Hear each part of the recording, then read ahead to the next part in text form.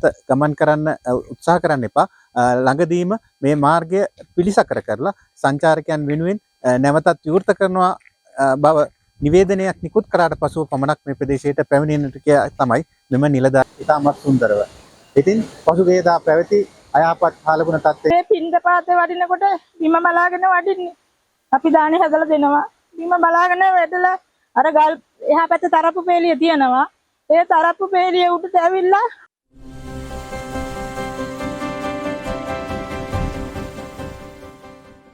ශ්‍රී ලංකාවේ විවිධ ප්‍රදේශ පසුගිය පැවති කාලගුණයෙන් විනාශයටපත් වුණා. සමහරුන්ගේ දේපල නැති වුණා, සමහරුන්ගේ ජීවිත නැති වුණා. ඉතින් ඒ අතරේ එක් අයහපත් කාලගුණය මාතලේට බලපාලා මේ රිවර්ස්ටන් මාතලේටත් බලපෑවා. ඉතින් එහිදී විශේෂයෙන්ම ලෝක උරුමයක් ලෙස සැලකෙන රිවර්ස්ටන් කඳු ඇටියේ සමහර ස්ථානත් සෝදාපාලුවට ලක් වුණා. ඉතින් මේ පිළිබඳවයි අද දිනේදී ඔබට තොරතුරු ගෙන එන්නට සූදානම් වන්නේ.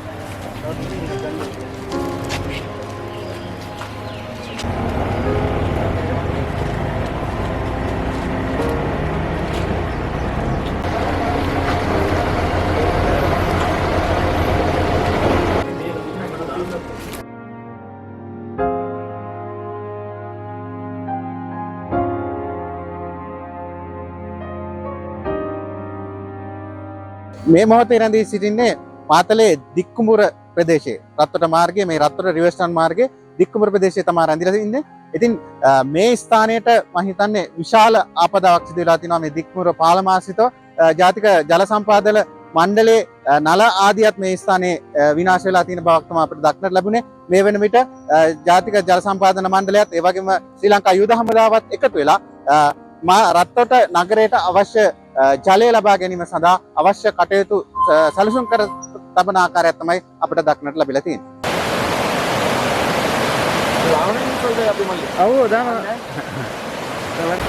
ටිකේ රත්තොට ප්‍රාදේශ සභාවට අයත් රිවර්ස්ටන් පාරට තමයි මගේ නිවස තියෙන්නේ. මගේ නිවසයි ව්‍යාපාර ස්ථානයයි දෙකම තමයි තියෙන්නේ. මේ 2012 මේ විදිහටම ගම් වතුර මේ නිකොලේ නායයන්ගේ මේ විදිහටම ගඟේ ගොඩක් උතුරන්න වතුර ගියා. නමුත් වතුර ගලාගෙන කඳනුත් එක්ක එහෙමම ගඟට ගියා.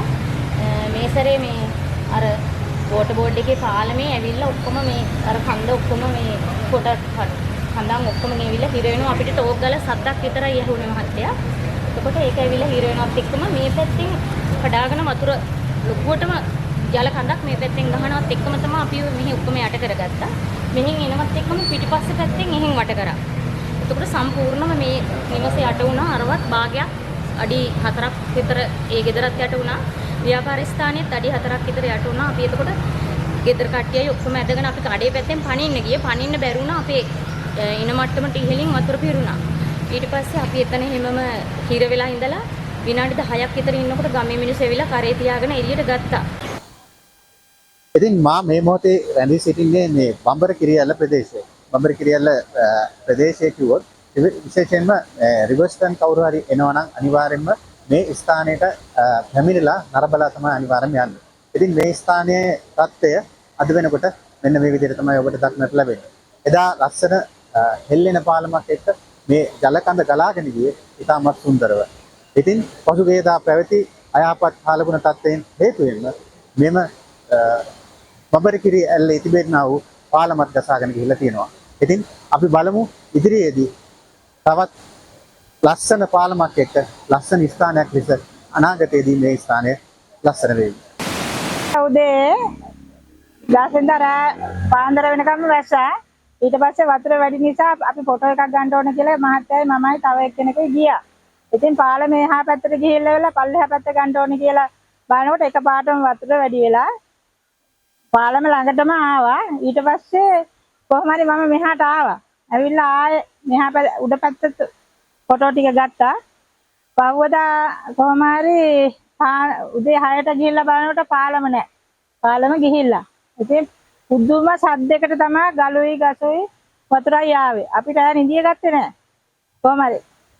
රෑ නිදිය ගත්තේ නැහැ. උදේ 6ට ගිහිල්ලා බලනකොට පාලම ගිහිල්ලා. ඊට පස්සේ පහුවදා තමයි ඊළඟට කොහොම හරි 12:00ට ගිහිල්ලා බලනකොට අර සිමෙන්ති බදාම වක් කරනවා වගේ තමයි වතුර ආවේ. කොහොම වතුර උඩ පාලම් කඩාගෙන ඇවිල්ලා બ્લોක් වෙලා නැද. ඊට පස්සේ කොහොම හරි 3:45 4ත් අතර තමයි ඉතුරු ටිකේ පාලමේ කම්බි තිබුණා ඒවත් කඩාගෙන මේ පල්ලෙහා පැරණිම දේවාලයක් තිබුණා අවුරුදු 250 300ක් විතර. ඒ දේවාලෙත් එක්කම ගියේ. මෙතන පාලම තිබුණ තැනින් අඩි 50ක් විතර උඩට වතුර කන්දක් ඇවිල්ලා තමයි ඔය මෙහා පැත්තට එන්න නැතුව තිබුණේ අර වැලිගොඩ තිබුණ නිසා. ඉතින් දැන් අපි හොද්දටම අසරණ වෙලා එන්නේ මේ රිවර්ස්ටන් පාර හදලා දුන්නා නම් ලොකුම පිනක් ඉතින්.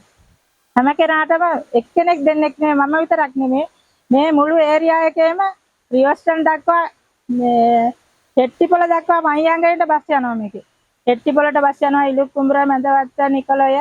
ඒ හැම දෙනාම අසරණ නිකොලේ කන්ද දැක්කනම් එහෙම පුදු මේ මගේ මටත් දැන් වයස අවුරුදු 67ක් වෙනවා. මගේ ජීවිතේට මෙහෙම විශ්වාසයක් දැකලා නැහැ මම. ඉතින් මම මේ ජනාධිපතිතුමාට උනත් කියන්නේ මේ මිනිසුන්ගේ දුක බලලා ඉවරලා මේ කඳු කරේ ඉන්න මිනිස්සු ගැන දුක බලලා මේ හැකි ඉක්මනින් ක්‍රියාමාර්ගයක් ගන්න කියලා. දැන් අපිටත් මෙතන පාලම ළඟ ඉඳලා අඩි 10ක්වත් උස නැහැ. අපිට ඉන්නත් හරිම භයානකයි. ආයෙත් ගසුයි ගලුයි ඇවිල්ලා හිර වුණොත් ආයෙත් වතුර මේ පැත්තට ගහයි. ඒක මේ ඕනම කෙනෙක් දන්නවා. ඉතින් කරුණාකරලා ඉතින් අපි ගැන බලලා අපිට කොහොම හරි මේ හොඳ විදියකින් පාලමකුත් දාලා ආරණ්‍ය සේනාසනයක් තියෙන උඩ ඒ ස්වාමීන් වහන්සේ උදේ සිකුරාදා උදේ පින්දපාතේ වඩිනකොට බිම බලාගෙන වඩින්නේ. අපි දානේ හදලා දෙනවා. බිම බලාගෙන වැදලා අර ගල් එහා පැත්තේ තරප්පු පෙළිය තියෙනවා. ඒ තරප්පු පෙළිය උඩට ඇවිල්ලා පිටකන බලනකොට පාලම නැල්ලු. ඉතින් පුදුම ඛේද වාචකයක් ඒක. තව පොඩ්ඩේ ස්වාමීන් වහන්සේ වැටෙන හැමත වටපිට බලන්නේ නැතුව වඩින්නේ. ඉතින් ඊට පස්සේ එහා පැත්තට ගිහලා ළඟපාත කට්ටියට කියලා. ඉතින් ඒ ස්වාමීන් වහන්සේත් අසරණ වෙලා දැන් මෙහෙ නෑ තාම වැඩිලා නෑ මේ පැත්තට. ඉතින් ඉක්මනට ඔය පාලමත් හදලා දෙන්න කියලා තමයි අපි ඉතින් ආරාධනා කරන්නේ.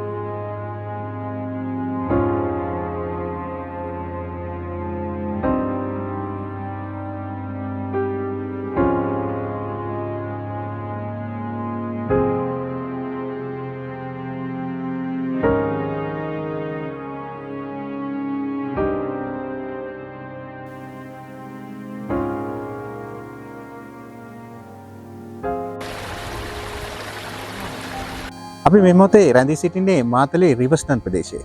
ඉතින් මේ ඔබ දැක්කන්නේ ඔබට පිටිපස්සෙන් දකින්නට ලැබෙන්නේ මාතලේ හෙට්ටිපොළ මාර්ගයයි. ඉතින් මේක ප්‍රධාන මාර්ගයක් විදිහට තමයි පහුගිය දවස්වල පාවිච්චි වුණේ. ඉතින් මේ පැවති වර්ෂාපතනයත් සමග සම්පූර්ණයෙන් මේ කොටස් ටික නාය ගිහිල්ලා තියෙනවා. විශේෂයෙන්ම සඳහන් කරනවා නම් මේ මාර්ගයේ ගමන් කරන්නට බැරි තත්ත්වයක් තමයි මේ වෙන විට උදා වෙලා තියෙන්නේ. ඒ නිසා විශේෂයෙන්ම රාජ්‍ය ආයතන ඉල්ලා සිටින්නේ මේ ප්‍රදේශයට නැවත ගමන් කරන්න උත්සාහ කරන්න එපා. ළඟදීම මේ මාර්ගය පිළිසකර කරලා සංචාරකයන් වෙනුවෙන් නැවතත් විවෘත කරනවා බව නිවේදනයක් නිකුත් කරාට පසුව පමණක් මේ ප්‍රදේශයට පැමිණෙන්නට තමයි මෙම නිලධාරීන් සියලුම ජනතාවගෙන් ඉල්ලා සිටින්නේ. ඉතින් එයයි මේ වෙන විට මාතලේ තත්ත්වය. ඉතින් අපිට දැක ගන්නට ලැබුණා මේ මාර්ගය යහුසුලුව යුද හමුදාවත් ඒ වගේම විදුලි බල මණ්ඩලය ඒ වගේම ජල සම්පාදන මණ්ඩලය ඒ වගේම මාතලේ දිස්ත්‍රික් ලේකම් කාර්යාලයේ නිලධාරීන් එක්ව විශාල මෙහෙයුමක් සිදු කරනවා මෙම මාර්ගය නැවතත් යථා තත්ත්වයට පත් කර ගැනීම සඳහා. එයයි මේ වෙන විට මාතලේ තත්ත්වය. මම මදුශංක බණ්ඩාර මාතලේ සිට